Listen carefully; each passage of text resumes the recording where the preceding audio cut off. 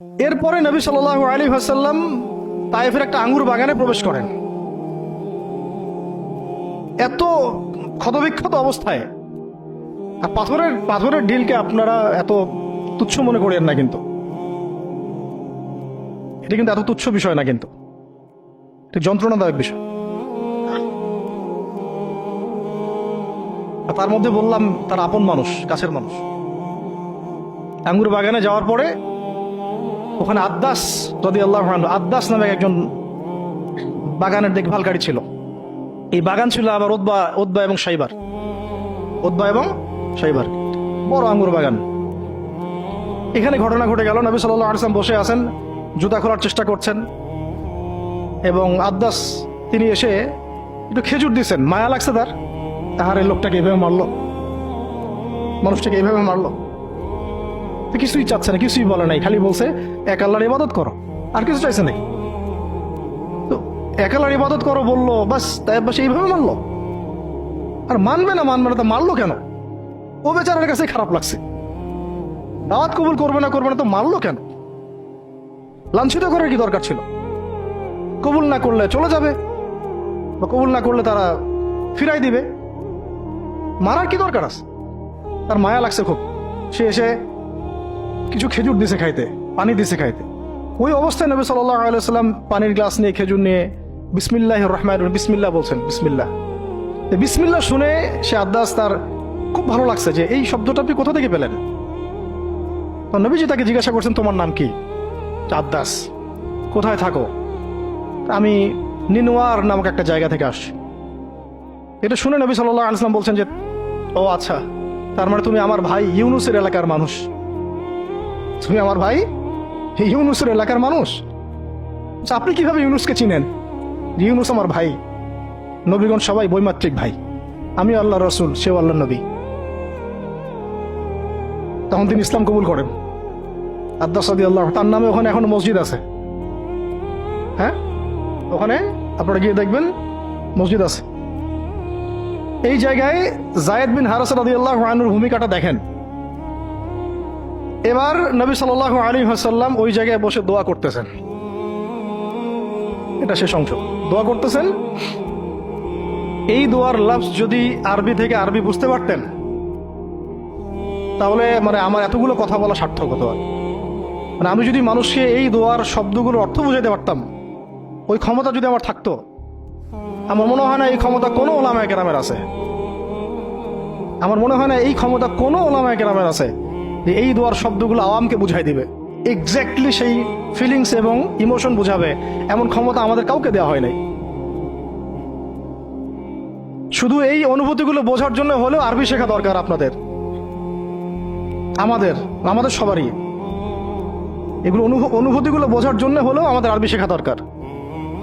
মোনাজাতে মাকবুল কিতাবেও দোয়াটা আছে। নবী সাল্লাল্লাহু আলাইহি ওয়াসাল্লাম রক্তাক্ত অবস্থায়, ক্ষতবিক্ষত অবস্থায়, তার পাশে যায়েদ বিন হারেসা রাদিয়াল্লাহু আনহু, তারা আল্লাহ রাব্বুল আলামিনের কাছে দোয়া করতেছেন। এই দোয়াটার নাম হচ্ছে মাজলুমের দোয়া, দুর্বলের দোয়া। কিসের দোয়া? দুর্বলের দোয়া। দোয়ার শব্দগুলো এমন ছিল, আল্লাহুম্মা ইন্নাকা তাসমাউ কালামি, আল্লাহুম্মা ইন্নাকা তাসমাউ কালামি। হে আল্লাহ, নিশ্চয়ই আপনি আমার কথা শুনছেন। আমাদের নবীজি বলছেন, আল্লাহুম্মা ইন্নাকা তাসমাউ কালামি, আল্লাহ আপনি নিশ্চয়ই আমার কথা শুনছেন। ওয়া তারা মাকানি, এবং আমার যে মাকান, আমার অবস্থা আপনি দেখছেন। ওয়া তা'লামু সিররি ওয়া আলানিয়াতি, আল্লাহ আপনি আমার বাহিরের অবস্থাও জানেন, ভিতরের অবস্থাও জানেন। আমার বাহিরের হালত আপনি জানেন, ভিতরের হালত আপনি জানেন, প্রকাশ্য অবস্থা আপনি জানেন, গোপন অবস্থা আপনি জানেন।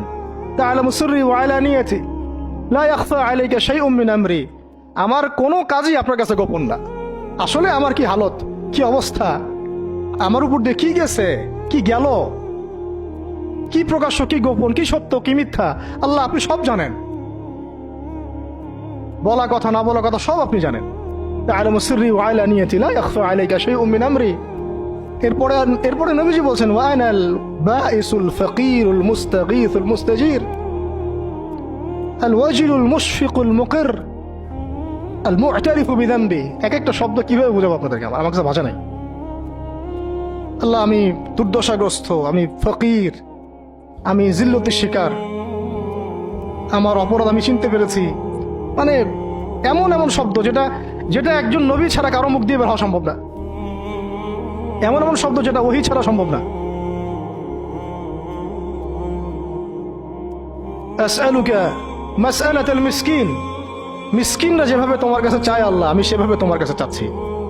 ওয়া আবতাহিলু ইলাইকা ইবতিহালাল মুযনিবিয যালিল, একজন মানুষকে যখন অপদস্থ লাঞ্ছিত করা হচ্ছে, সেই মানুষ যেভাবে আপনার কাছে চায়, আমি সেইভাবে আপনার কাছে চাচ্ছি।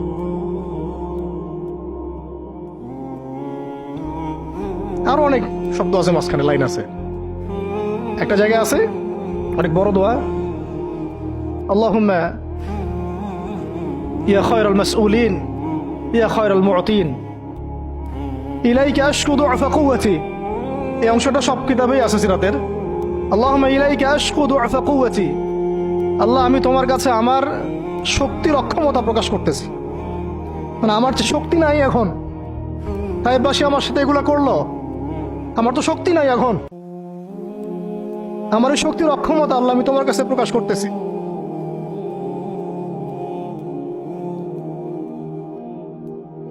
ইলাইকা আশকু দুআফা কুওয়াতি, আমার শক্তির যে কুওয়াতের অক্ষমতা, দুর্বলতা আমি তোমার কাছে প্রকাশ করতেছি। ওয়া কিল্লাতা হিলাতি, ওয়া কিল্লাতা হিলাতি, এই যে সহনশীলতা, এই সয়ে নেওয়ার যে ক্ষমতার যে ঘাটতি, এগুলো আমি তোমার কাছে পেশ করতেছি। ওয়া হাওয়ানি আলান নাস, ওয়া হাওয়ানি আলান নাস, আর এই যে পুরো মানুষ, তায়েফের পুরো মানুষ আমার সাথে যা করলো, তাদের সাথে লড়াই করার যে আমার অক্ষমতা, বা তাদেরকে বুঝানোর যে অক্ষমতা আমার, তাদেরকে যে আমি বুঝাতে পারতেছি না, এটা যে আমার অক্ষমতা, এই হালত আমি তোমার কাছে পেশ করতেছি। আল্লাহুম্মা ইলাইকা আশকু দুআফা কুওয়াতি ওয়া কিল্লাতা হিলাতি ওয়া হাওয়ানি আলান নাস। কি শব্দ! বলছি ইলা মান তাকিলুনি, আল্লাহুম্মা ইলা মান তাকিলুনি, আল্লাহ তুমি আমাকে কাদের হাতে ন্যস্ত করলা, আল্লাহ তুমি আমাকে কাদের হাতে ন্যস্ত করলা। ইলা আদুইন বাঈদিন ইয়াতাহাজ্জামুনি, আমাকে ঘর থেকে এত দূরে এনে, সেই মক্কা থেকে কত দূরে, আমাকে ঘর থেকে এত দূরে নিয়ে এসে আল্লাহ তুমি তোমার শত্রুদের হাতে আমাকে ন্যস্ত করলা। ইয়াতাহাজ্জামুনি, যারা চতুর্দিক থেকে আমাকে পাথর মারতেছে। কি আবেগ দোয়ার মধ্যে, কি ভাষা, কি লফজ! ইলা আদুইন বাঈদিন ইয়াতাহাজ্জামুনি, তুমি আমাকে আল্লাহ ঘর থেকে বের করে এত দূরে নিয়ে আসলা, শত্রুদের হাতে সোপর্দ করলা, তারা আমাকে চতুর্দিক থেকে পাথর মারতেছে।